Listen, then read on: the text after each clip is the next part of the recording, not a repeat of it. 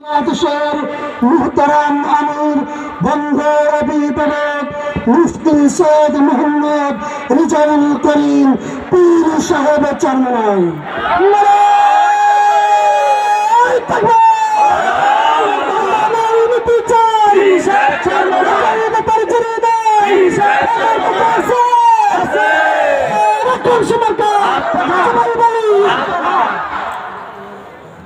السلام عليكم ورحمة الله وبركاته. الحمد لله وكفى وسلام على عباده الذين اصطفى. أما بعد فأعوذ بالله من الشيطان الرجيم. بسم الله الرحمن الرحيم. ظهر الفساد في البر والبحر بما كسبت أيدي الناس. صدق الله العلي العظيم. সবাই দুরূদ শরীফ পড়ি আল্লাহুম্মা সাল্লি আলা সাইয়্যিদিনা ওয়া হাবিবিনা ওয়া মাওলানা মুহাম্মদ সাল্লাল্লাহু আলাইহি ওয়া আলা আলিহি ওয়া আসহাবিহি ওয়া বারাকা সাল্লাম। ইসলামী আন্দোলন বাংলাদেশ আজকের এই সমাবেশের রূপসা উপজেলার সভাপতি, মঞ্চে বিভিন্ন পর্যায়ের জেলা অন্যান্য ইসলামী দলের নেতৃবৃন্দ,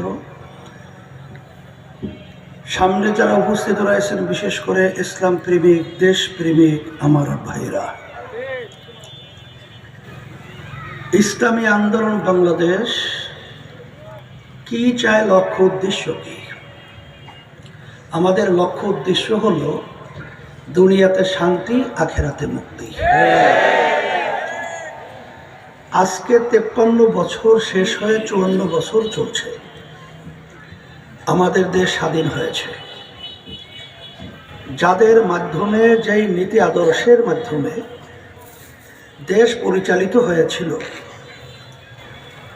এদের মাধ্যমে আমরা পেয়েছি 5 বারের মতো এই সুন্দর দেশটা এদের পরিচালনায় তাম দুনিয়ার মধ্যে দুর্নীতির দিক থেকে, চোরের দিক থেকে ফার্স্ট হয়েছে। এদের পরিচালনা আমরা পেয়েছি।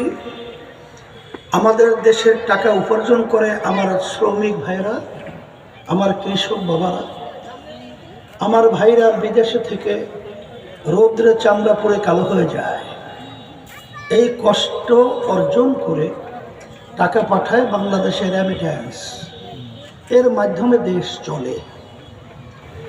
আর এলেক্ট পারসন ওরা নাম দিয়ে, ওরা ক্ষমতার চেয়ারে বসে আমাদের দেশের টাকা উৎপাদন তো দূরের কথা, আমাদের দেশের টাকা ওরা বিদেশে পাচার করে, বেগম পাড়া তৈরি করে। আপনারা দেখেছেন, কিছুদিন আগে জরিপে এসেছে, সদ্য ভূমিমন্ত্রী, তার একার বাড়ির সন্ধান পাওয়া গেল 3টা দেশের মধ্যে 620টার মতো বাড়ি। এদের পরিচালনা আমরা পেয়েছি, দেখেছি। হাজার হাজার মায়ের কোলগুলো সন্তান হারা হয়ে গেছে এদের পরিচালনায়। আমরা দেখেছি এদেশে বসে বিদেশিদের গোলামি করে, ওখানে প্রেসক্রিপশন, এখানে বাস্তবায়ন। এক কথায় আমরা স্বাধীনভাবে এ দেশে বসবাস করতে বাস্তবে পারি নাই। যে দিকে তাকাবেন, আমার আব্বাজার রহমাতুল্লাহি আলাইহি বলতেন, আল্লাহ তার দরজা বেহেশতে বন্ধ করে দেয়। যে সারা শরীরে যদি রোগ হয়, ডাক্তার ঔষধ দিবে কোন জায়গায়? এমন একটা সেক্টর নাই, এমন একটা জায়গা নাই যেই জায়গাটায় দুর্নীতিতে জর্জরিত হয় নাই। আজকে কিন্তু বিশ্ব দুর্নীতি বিরোধী দিবস চলছে।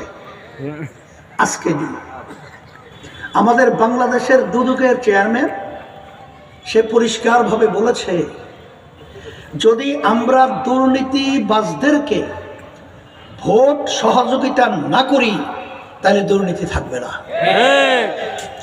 আর যখন আমরা চোরের বিরুদ্ধে, দুর্নীতির বিরুদ্ধে কথা বলি, তখন আমাদের বিরুদ্ধে এমনভাবে খড়গহস্ত এমনভাবে আমাদের বিরুদ্ধে ওরা অবস্থান তৈরি করে, মনে হয় যেন আমরা কোনো দেশের সন্তানই না। ভালো করে দুর্নীতিবাজরা জেনে রাখো, আমরা এই দেশের মাটিতে জন্মগ্রহণ করেছি, এদেশ আমার, এদেশের ভালো মন্দের সাথে জড়িত আমরা সবাই।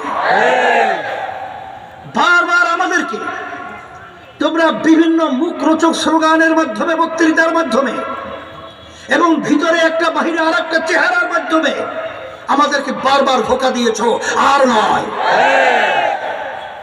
5ই আগস্টের পরে এই দেশ স্বাধীনভাবে দাঁড় হওয়ার একটা সুযোগ আল্লাহ তৈরি করে দিয়েছেন। আজকে ইসলামের শক্তি তার মাথা উঁচু করে দেওয়ার সুযোগ এসেছে। দুর্নীতিবাজ, চাঁদাবাজ, টেন্ডারবাজ এবং বিভিন্ন স্টেশন দখলকারীরা আমাদের দেশের টাকা যারা বিদেশে পাচার করে, বিদেশের তাবেদারি করে আমাদের গোলামের জিঞ্জির পরিয়েছে, এদের থেকে মুক্তি হওয়ার, মুক্ত পাওয়ার একটা সুযোগ আল্লাহ করে দিয়েছেন। এই সুযোগেও যদি আমরা সুযোগে সদ্ব্যবহার করতে না পারি, আমি বারবার বলে থাকি, আজকেও বলছি, যখন আমাদের ভবিষ্যৎ প্রজন্ম সন্তানগুলো যখন ইতিহাস লিখবে, তখন আমাদেরকে নিয়ে কলঙ্কজনক ইতিহাস রচিত করবে। সেই হিসাবে আমি আপনাদের সামনে যে আয়াত শরীফ তেলাওয়াত করেছি, আল্লাহ রাব্বুল আলামিন বলেছেন, পানিও ভাগে স্থলে ভাগে, যত বিপদ আপদ মুসিবত তোমাদের নিজেদের হাতের কামাই। আমি আমার ভাইদেরকে বলবো, আমি বলতে গেলে বুঝ হওয়ার পর থেকে আমি খুলনা আসি, আমি এই খুলনার মাটি আমি দেখেছি ইসলামের পক্ষের ঘাঁটি। আমি খুলনার মানুষদেরকে দেখেছি, তাদের আন্তরিকতা এবং তাদের হৃদ্রতা আমাদেরকে এটা আকর্ষণ করেছে। সেই হিসাবে আমি আপনাদেরকে উদাত্ত আহ্বান জানাবো, 53 বছর আমরা বারবার আমরা বাংলাদেশের জনগণ কয়েকটা দলের কাছে জিম্মি হয়েছিলাম। এই জিম্মি থেকে মুক্তি পাওয়ার জন্যে, এই সুযোগ কাজে লাগাবার জন্যে আপনাদের মাটির সন্তান, যেই সন্তানকে আল্লাহর কুতুব ফজলুল করিম রহমাতুল্লাহি আলাইহি তিনি ইজাজত দিয়েছেন আব্বাজানের খলিফা। আপনাদের খুলনার মাটির গৌরব, তিনি ইসলামী আন্দোলন বাংলাদেশের কোনো ছোট দল নয়। আল্লাহর রহমত ইসলামী আন্দোলন বাংলাদেশের কথা যখন শোনেন, তখন কিন্তু চাঁদাবাজরা, দুর্নীতিবাজরা, জালেমরা, খুনিরা, ওদের কলিজার ভিতরে ভয় আগুন থরথর করে জ্বলতে থাকে। সেই ইসলামী আন্দোলন বাংলাদেশের মহাসচিব। এখন আপনারা যদি তার ইজ্জতকে আপনারা রক্ষা করেন, তাহলে ইসলামের ইজ্জত রক্ষা হবে, ইসলামী আন্দোলন বাংলাদেশের ইজ্জত রক্ষা হবে। এবং আমি পরিষ্কার ভাবে দ্ব্যর্থহীন কণ্ঠে আপনাদের কাছে আমি ঘোষণা করতে চাই যে আল্লাহ ফজল করবে, এই দুনিয়া থাকা অবস্থায় আপনাদের এই এলাকার মধ্যে আপনারা বেহেশতে যে শান্তির কথা শোনেন, অন্তত কিঞ্চিত